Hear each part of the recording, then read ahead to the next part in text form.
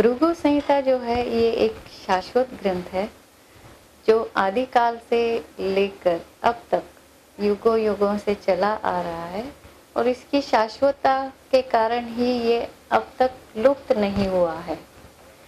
इसमें पूर्व जन्म, वर्तमान जन्म और पुनर्जन्म की विस्तृत जानकारी मिलती है और ये तीनों ही जन्म एक दूसरे के साथ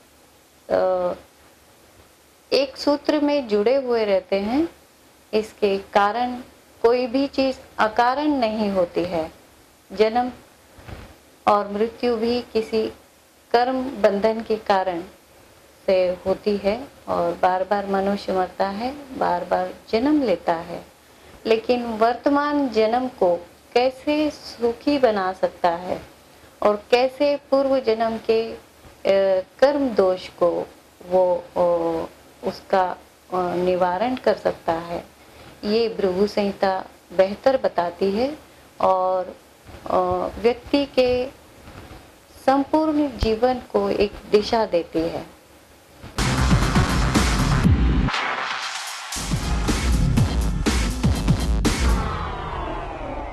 व्यक्ति की जन्म पत्री आवश्यक होती है।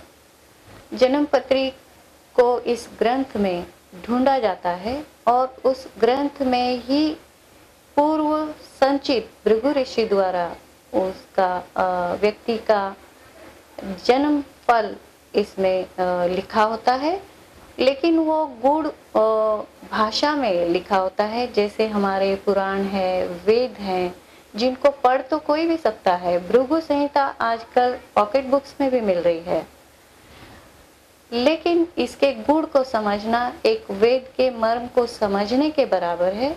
इसलिए इसकी कंसल्टिंग हमारे भृगु संहिता सेंटर में की जाती है और इसमें सबसे अच्छी बात मुझे जो रहस्य की बात पता चली है वो ये है कि पूर्व जन्म और पुनर्जन्म को की जानकारी पाना एक आध्यात्मिक व्यक्तियों द्वारा ही संभव होती है।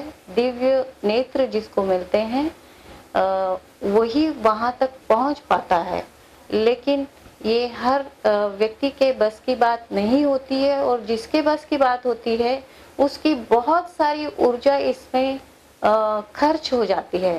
भृगु संहिता एकमात्र दुनिया का ऐसा अद्भुत ग्रंथ है जिसमें आपको पढ़ने से ही उसकी जानकारी प्राप्त होती है। आपकी कोई ऊर्जा इसमें खर्च नहीं होती है, लेकिन इसमें जो गुण है उसका पता लगाना ही इस ग्रंथ की कसौटी पे खरा उतरना।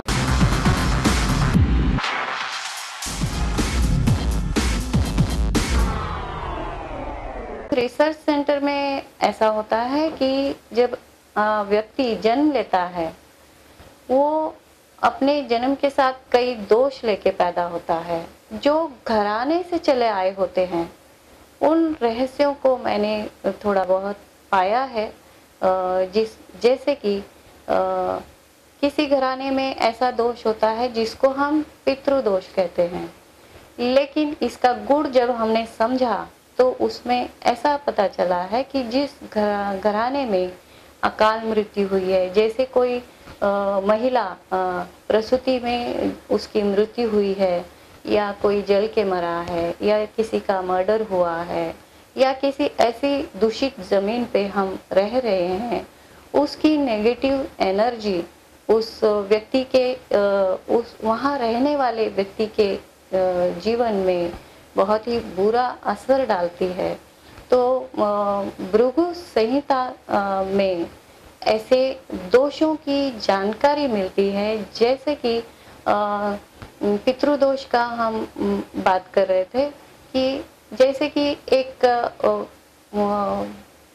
पिता पूछने आया है कि हमारे पुत्र का हमको कितना सुख मिलेगा, वह हमारा अंत तक साथ निभाएगा क्या, या हमारे बुढ़ापे की लाठी बनेगा क्या। तो हमने जब इसके गुण का पता लगाया तो पता चला कि उसके पिता को भी इस बाप ने जो हमसे पूछने आया है, उसके पिता का भी साथ इसने नहीं निभाया था, तो ये इसका पुत्र भी इसका साथ नहीं निभाएगा और इसके पुत्र का इसका बेटा साथ नहीं निभाएगा। ये उनकी खानदानी परंपरा का दोष है। इसके निवारण के लिए भृगु संहिता बहुत ही सरल और अच्छे उपाय बताती है, जिसमें दान होते हैं, पूजाएं होती हैं और कुछ मंत्र जाप होते हैं।